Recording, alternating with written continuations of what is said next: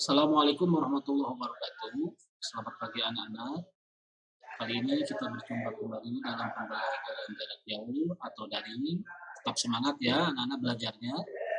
Hari ini kita akan belajar tentang tema 7, bagian subtema 1, yaitu kepemimpinan di sekitarku. Kepemimpinan adalah sebuah keputusan dan lebih merupakan hasil dari proses perubahan karakter atau transformasi internal dalam diri seseorang. Banyak contoh sosok-sosok pemimpin di sekitar kita. Contohnya, pemimpin negara disebut presiden, pemimpin desa disebut lurah, pemimpin sekolah disebut kepala sekolah, pemimpin istana disebut raja, dan masih banyak lagi contoh-contoh pemimpin yang lain. Bahkan dalam lingkungan masyarakat kita kecil ada pemimpin yaitu ketua rukun tetangga atau ketua RT dan ketua RW. Nah, kalian bisa lihat ini gambarnya di sini ada kumpulan-kumpulan ya, ada masyarakatnya, ada ketua RT-nya, ada ketua RW-nya. Ini disebutkan suatu hal. Nah, di pembelajaran satu kalian mengamati ada gambar ini ada 6 orang, ada laki-laki dan perempuan, ada 5 orang yang duduk, ada 1 yang berdiri. Nah, kalian disuruh mengamati gambar tersebut, kira-kira ini gambar apa, sedang apa. Nah, jawablah pertanyaan di bawah ini, ada 4 pertanyaan yang harus kalian isi. Nomor 1, apakah kegiatan yang kalian lihat dalam gambar di atas maksudnya adalah gambar ini, ya? Apa yang kalian lihat terhadap gambar ini? Nomor 2, apa kamu pernah menyaksikan kegiatan seperti ini, seperti di gambar ini? Nah, kalau pernah atau tidak jawab bisa. Nomor 3, apakah dalam kegiatan di atas ada seorang pemimpinnya? Nah, dalam kelompok ini gitu ya, apakah kalian melihat ada seorang pemimpin? Nah, kalian perhatikan satu-satu. Nomor 4, apa yang dilakukan oleh seorang pemimpin? Tugas pemimpin di situ apa? Gitu ya, yang dilakukan apa? Selanjutnya kita akan belajar tentang pidato. Pidato adalah sebuah kegiatan berbicara di depan umum atau berorasi untuk menyatakan pendapatnya atau memberikan gambaran tentang suatu hal. Nah, dalam berpidato ada unsur-unsur yang harus dipenuhi. 1, salam pembuka. Salam pembuka adalah berisikan kalimat sapaan. Contohnya selamat pagi, selamat siang, selamat malam, assalamualaikum gitu ya, dan lain-lain sebagainya. Nomor 2 adalah pendahuluan. Pendahuluan adalah memaparkan topik permasalahan yang akan dibahas. Jadi topik yang akan dibahas apa gitu ya. Di sini misalkannya kalian akan membahas tentang pengamalan persatuan dan kesatuan di sekolah, atau ada juga manfaat adanya ketua kelas tentang tujuan kegiatan, nilai kepemimpinan, dan semangat kerjasama. Nah, ini adalah topik yang akan dibahas misalkan contohnya. Ya. Nomor 3, unsur-unsur yang harus ada dalam pidato adalah inti. Inti maksudnya adalah berisikan pembahasan topik secara lengkap. Gitu ya. Jadi kalimat ajakan yang digunakan untuk mengajak pendengar melakukan kegiatan yang diharapkan. Jadi intinya dalam pidato tersebut, apa yang akan disampaikan, isinya apa ajakan kepada orang-orang yang mendengar atau audiens yang mendengar gitu ya. Ini harus jelas, harus lengkap. Nomor 4, bagian penutup, penyampaian, rangkuman, atau intisari topik yang telah disampaikan kepada orang lain atau pendengar. Nah, kesimpulannya apa? Ini harus ada.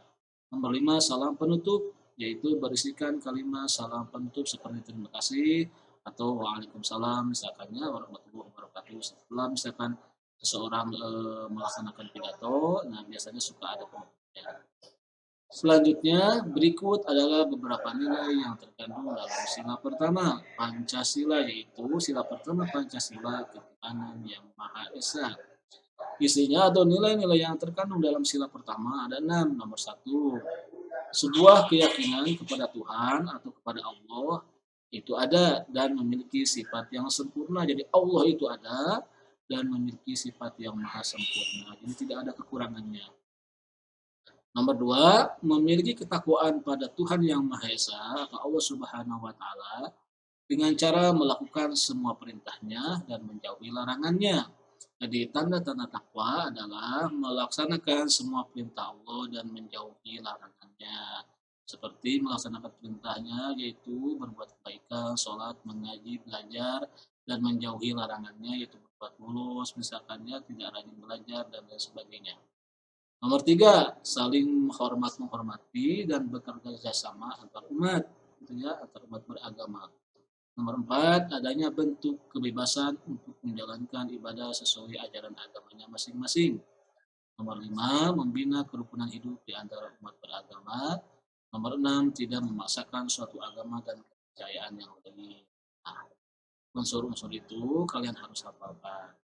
Selanjutnya, nilai-nilai kemanusiaan yang lainnya adalah mengakui dan memperlakukan manusia sesuai dengan harkat dan martabatnya sebagai makhluk Tuhan yang Maha Esa. Karena manusia adalah makhluk paling mulia dan makhluk paling sempurna. Jadi harus diperlakukan sebaik mungkin. Dua, mengakui persamaan derajat, persamaan hak dan kewajiban asasi setiap manusia tanpa membeda-bedakan suku, keturunan, agama, kepercayaan, jenis kelamin, kehidupan sosial, warna kulit, dan sebagainya. Nomor tiga, mengembangkan sikap saling mencintai sesama manusia. Empat, mengembangkan sikap tenggang rasa dan tebak salira. Nomor lima, mengembangkan sikap tidak semena-mena terhadap orang lain. Nomor enam, menjunjung tinggi nilai-nilai kemanusiaan. Nomor tujuh, gemar melakukan kegiatan kemanusiaan. Delapan, berani membela kebenaran dan keadilan. Nomor sembilan, bangsa Indonesia merasa dirinya sebagai bagian dari seluruh umat di dunia. Nomor tujuh, mengembangkan sikap hormat, menghormati, dan bersama dengan orang lain. Nah, nilai-nilai kemanusiaan yang 10 ini harus ditanamkan dalam diri kalian masing-masing. Namanya kita sebagai rakyat Indonesia, sebagai warga negara Indonesia, gitu ya, harus melaksanakan atau melakukan nilai-nilai kemanusiaan yang terkandung, utamanya dalam sila Pancasila. Selanjutnya yaitu negara Indonesia menjunjung tinggi nilai-nilai yang terkandung dalam Pancasila yang menjadi dasar negara. Bangsa Indonesia merupakan bangsa yang memiliki kepedulian tinggi terhadap bangsa-bangsa lain di dunia ini.